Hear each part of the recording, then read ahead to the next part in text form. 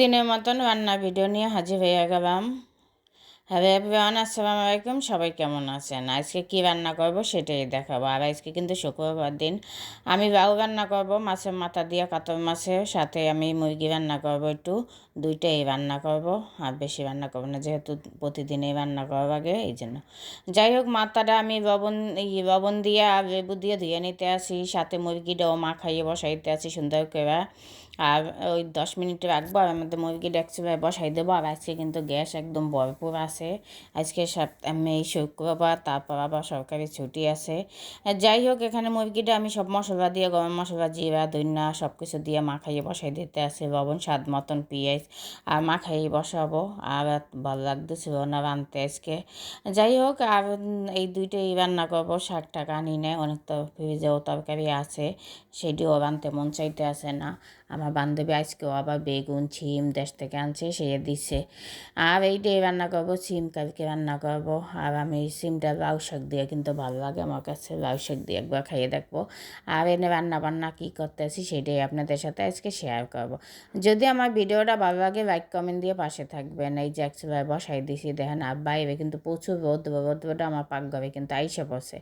এই জন্য ক্যামেরাটা একটু গোলা গোলা দেখায়, যে রোদ বেশি বাইরে থাকবে এরকম হয়। অন্ধকার 2টা লাইট জ্বালাইছি, তারপর কেন জানি ভাই। আর যাই হোক, মাছের মাথাটাও ধুইয়া সুন্দর হলুদ মরিচ দিয়ে এই যে ভাইজা নিতে আসি। একটু ভাইজা না নিবে ভালো লাগবে না। আর লাউটাও কিন্তু এখন শেষ সময়, শীত শেষ। আর এই ফেব্রুয়ারি মাস গেলেই মনে করেন গরম পড়ে যাবে মার্চে থেকে। আর এইভাবে মাছের মাথাটাও ভাইজা নিতেছে। আর মুরগিটা কিন্তু আমি টমেটো দিয়ে রান্না করতেছি, টমেটো দিয়ে মুরগি রান্না করবে অনেক মজা লাগে। এখানে আমি পেঁয়াজ দিছি, আদা রসুন দিছি একটু। মাছের মাথা যেহেতু লাউ দিয়ে রান্না করবো, একটু আদা আজকে দিছি, সাথে একটু জিরা গুঁড়া দেবো, একটু হলুদের গুঁড়া, মরিচ গুঁড়া, সব অল্প অল্প দিয়ে। লাউতে কিন্তু বেশি মশলা লাগে না। আর লাউটাও কিন্তু আমি টমেটো দিয়ে রান্না করবো, তাহলে কিন্তু অনেক মজা লাগে। সবাই কিন্তু একবার খাইয়ে দেখবেন টমেটো দিয়ে কিন্তু লাউ অনেক মজা লাগে। আমি এখন সব মশলা দিয়ে সুন্দর মতন কষাই নিতে আসি। এইভাবে আপনারা একবার রান্না করে দেবেন। আর লাউতে কিন্তু সবসময় কম মশলা দেবেন, তাহলে এই স্বাদ বেশি। এই জন্য আমি একটা চামচের মাথায় করে একটু হলুদ, একটু মরিচ, একটু জিরা গুঁড়া, লবণ স্বাদ মতন এইগুলো দিয়েই দিতে আসি। আমি সবসময় লাউয়ে কম মশলা দিই। আর লাউয়ে যত কম মশলা দেবেন অত লাউ মজা। লাউ, তারপরে এই যে জালি, এরপরে এই মূলা, এটিতে যত কম মশলা দেওয়া যায় অতই স্বাদ বেশি। এগুলো বেশি মশলা দিলে ভালো লাগে না, আমরা সবাই জানি। আর আমরা এইভাবে লাউ পাক করি, কাঁচামরিচটা দিয়ে দিলাম।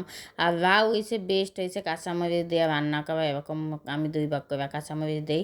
আর সুন্দর মতন এখন যতটুকু পারি কষাইয়া, এই যে মাছের মাথাটা দিয়েও দেখেন কষাই নিতে আছে একটা ঢাইকে সুন্দর করে। আর মাথাটা কিন্তু অনেক বড়, এই জন্য সুন্দর মতন কষাইয়া তারপরে লাউটা দিয়ে দেবো। আর লাউ দিলে একটু হইয়া যাবেন।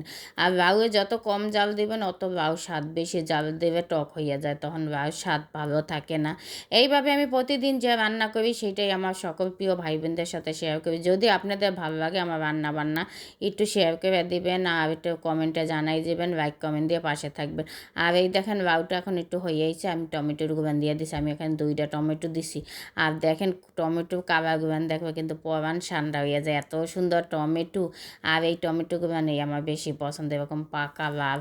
আর মুরগিতেও কিন্তু আমি বড় একটা টমেটো দিয়ে দিছি। আর এখন বাজারে কিন্তু অনেক বড় বড় টমেটো পাওয়া যায়, একদম দামও কম, কিন্তু 30 টাকা 40 টাকা কেজি।